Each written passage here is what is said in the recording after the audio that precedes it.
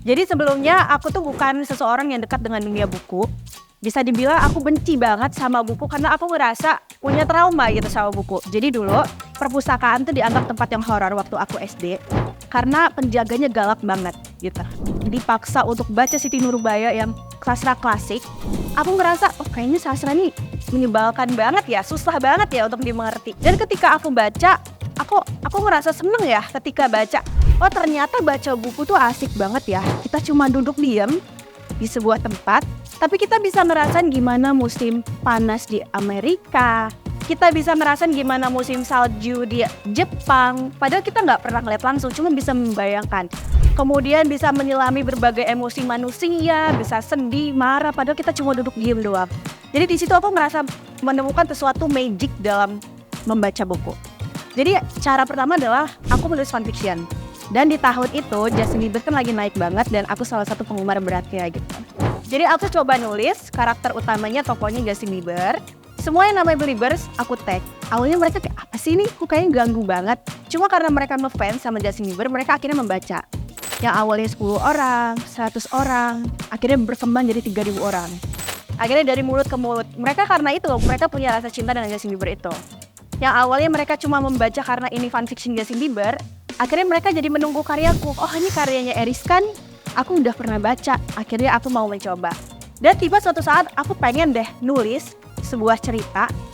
Kayaknya aku pengen nulis tapi dengan gaya bahasa yang sesuai dengan gaya aku, dengan konflik yang aku mau, dengan karakter yang aku ciptakan. Dan cerita pertama yang aku tulis itu Dinatan. Dinatan karena ide sederhananya sebenarnya karena aku tuh kangen banget sama masa SMA aku karena waktu itu libur panjang mau kuliah. Kok aku ngerasa kayaknya aku nggak akan ingat semua detail-detail kecil yang ada di SMA. Karena nanti ketika kuliah, aku akan ketemu dengan teman-teman baru, aku ketemu dengan pengalaman baru, dan aku nggak akan ingat detail-detailmu. Oh bisa aku menulis sebuah cerita di mana ceritanya memang relate dengan orang-orang itu. Jadi menurutku sesuatu yang relate, sesuatu yang memang dari kehidupan sehari-hari itu akan lebih mudah sampai ke pasar karena mereka bisa membayangkan, mereka bisa menemukan oh tokoh Nathan nih kayaknya ada deh di sekitar aku. Kenakalan-kenakalan di masa SMA itu menurutku sesuatu yang dirasakan oleh semua orang. Dan ternyata ketika aku posting, di zaman itu belum ada cerita remaja, masih banyak romance yang marriage, ya tentang bos gitu-gitu. Jadi bisa dibilang Dinatan tuh pelopor dan ternyata ramai.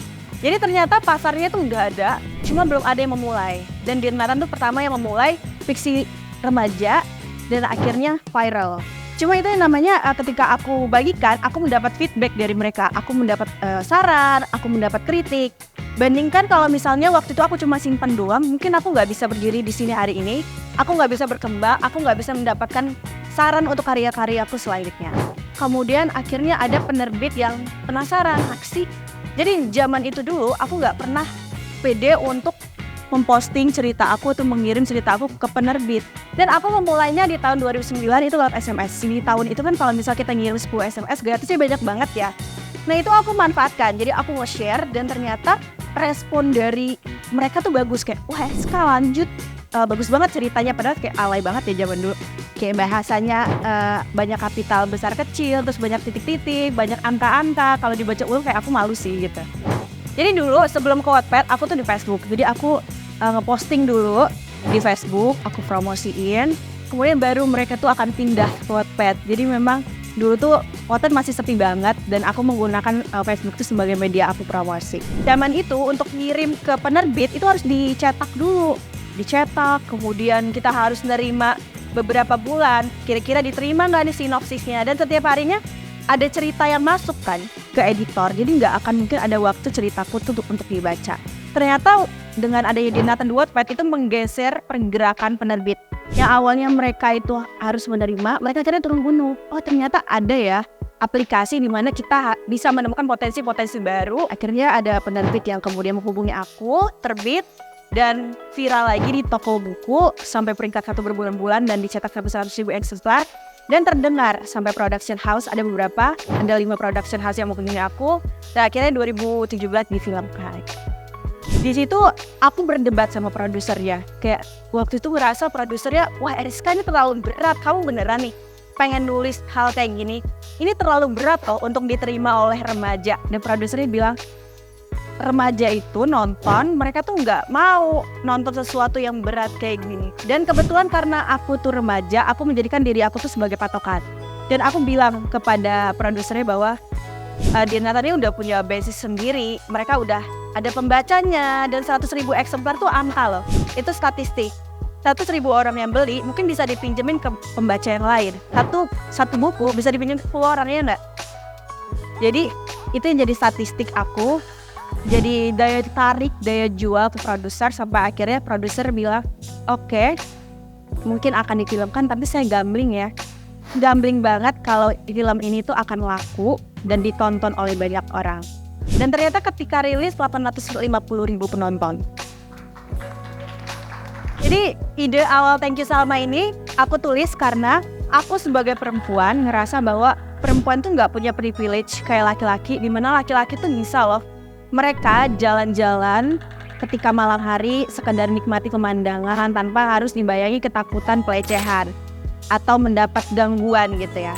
Menurutku jalan-jalan malam itu hal yang paling pengen banget aku nikmatin karena suasananya angin, ngedengar suara lawan kendaraan. Tapi perempuan nggak bisa merasain itu karena dibayangin akan pelecehan seksual dari orang-orang gitu ya. Dan aku merasa aku sebagai penulis perempuan kayaknya aku punya tanggung jawab untuk menyebarkan isu itu supaya lebih banyak orang, terutama remaja yang menikmati cerita aku, untuk paham bahwa ini nih isu yang penting gitu. Ini isu yang harus disampaikan oleh para remaja, dan aku sadar bahwa pembacaku tuh kebanyakan remaja. Dan mereka akan mengikuti apapun yang jalan ceritanya di Nathan karena mereka udah merasa punya ikatan emosional sama Nathan dan Salma gitu. Jadi aku merasa Nathan dan Salma ini udah jadi tokoh yang komersil, yang apapun ide ceritanya pasti akan diikutin gitu. Dan terakhir kesimpulannya adalah menurutku yang paling penting dalam berkarya itu yaitu kita bukan cuma fokus sama branding, tapi juga butuh sikap disiplin, persisten, dan juga berani mencoba lagi meskipun hasilnya belum sesuai ekspektasi. Sama halnya tadi Mas Reno bilang bahwa dalam dunia kreatif itu nggak ada hukum yang pakem. Sebuah karya mungkin bisa viral, tapi belum tentu ketika kita coba lagi formula yang sama itu bisa viral. Hasilnya belum tentu sama, dan kadang kita bisa kecewa karena karya sebelumnya viral yang ini enggak ya gitu. Jadi menurutku dalam sebuah karya seni itu dibutuhkan sikap untuk legowo, dan juga jangan langsung ngejudge bahwa cerita ini harus terbit, cerita ini harus dapat respon yang besar, karena jatuhnya kita ngasih pressure yang tinggi untuk diri kita sendiri yang baru ingin memulai sesuatu gitu.